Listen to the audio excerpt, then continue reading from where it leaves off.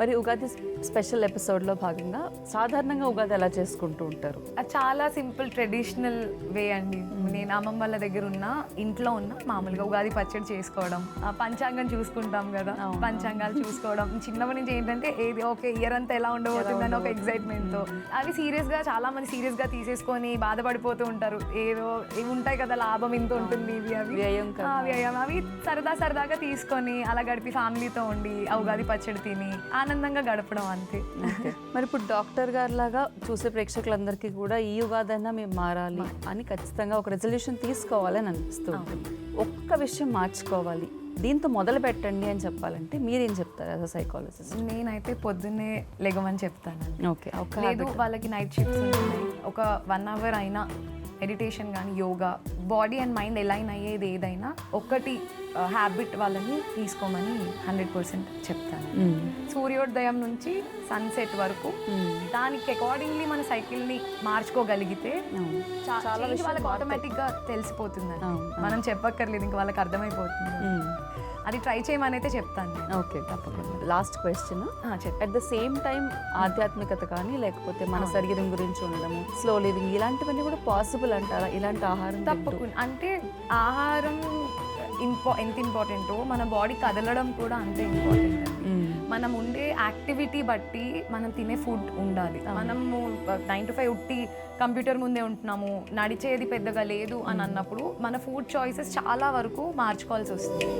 లేదు very active life style, ఆటోమేటిక్గా వాళ్ళు ఏదో ఒక రకంగా కాంపెన్సేట్ చేస్తున్నారు. అంటే నార్మల్ పీపుల్ గురించి అంటున్నాను. నేనైనా ఇప్పుడు తింటాను, నాకేంటంటే కొన్ని రోజులు స్పిరిచువల్గా నాకు ఒక డీటాక్స్ లాగా కావాలని every week 1 or 2 days fasting చేస్తాను. గుడ్ బ్యాడ్ అని నేను అన్నానండి. ఫుడ్ రెండు బ్యాలెన్స్ చేసి nutritious food, less nutritious food.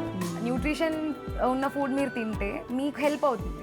Less nutrition ఉన్న తింటే అది అవసరం లేదు మీ బాడీకి, అనవసరమైన క్యాలరీస్ ఇస్తున్నట్టు అంతే. ఆ ఎనర్జీ మీకు అవసరం లేని ఎనర్జీ. సో మీరు ఇచ్చేది ఏదో ఎంత న్యూట్రియన్స్ ఉన్నది ఇస్తున్నారు అనేది ఆలోచించుకోగలిగితే 80 to 20% రేషియో.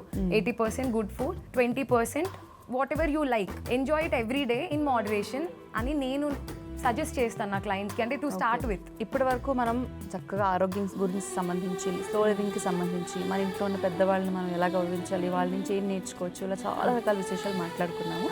బట్ కాస్త ఫన్, ఒక స్పెషల్ ఎపిసోడ్ కాబట్టి ఒక స్పెషల్ ఫన్ కూడా ఉండాలి కదా, ఇది మీకోసం. దిస్ సో దట్ ఇందులో ఒకటి చూస్ చేసుకోవాలి మీరు. Okay, village life or city life? Village life. ఒక 3 words చెప్పాలి అని అంటే విలేజ్ లైఫ్ గురించి? Peace, awareness and love. మీ ప్రకారం ఒక విలేజ్ ట్రెడిషన్ ఇప్పుడు ఖచ్చితంగా మనం ఎక్కడున్నా కూడా అడాప్ట్ చేసుకోవాలి అని అనుకుంటున్నాం. ఫోన్ని తక్కువ వాడడం.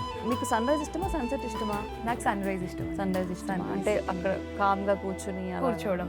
మార్నింగ్ వల్లే నా డే అంతా ఒకటి ఇలా ఉంటుంది కాబట్టి సన్సెట్ కూడా ఎంజాయ్ చేస్తాను. But sunrise is very important, నాకు చాలా ఇష్టం చూడడం అలా. ఓకే, ఇంత రియల్ వరల్డ్లో కూడా ఆ గ్రౌండెడ్నెస్ రావాలంటే సీక్రెట్ ఏంటి? గ్రౌండెడ్నెస్కి సీక్రెట్ అంటే ఉన్న ఎక్స్పీరియన్స్ని మనం ఎక్స్పీరియన్స్ చేసి దాన్ని మనం ఏదున్నా హ్యాపీనెస్ ఆర్ సాడ్నెస్ ఆర్ ఏదైనా, not too much happiness, not too much sadness. ఎందుకంటే రెండు టెంపరీ. రోజు యూ కెనాట్ బీ హ్యాపీ, రోజు you cannot be sad. Life జరుగుతున్నన్ని రోజులు happiness and sadness will come and go. So మనం ఒక థర్డ్ పర్సన్ లాగా ఉండి హ్యాపీనెస్ని సాడ్నెస్ని చూస్తూ ఉండాలి తప్ప ఇన్వాల్వ్ అయిపోకూడదు అన్నది మనకు ఒక గ్రౌండింగ్ ఫీలింగ్ని ఇస్తుంది.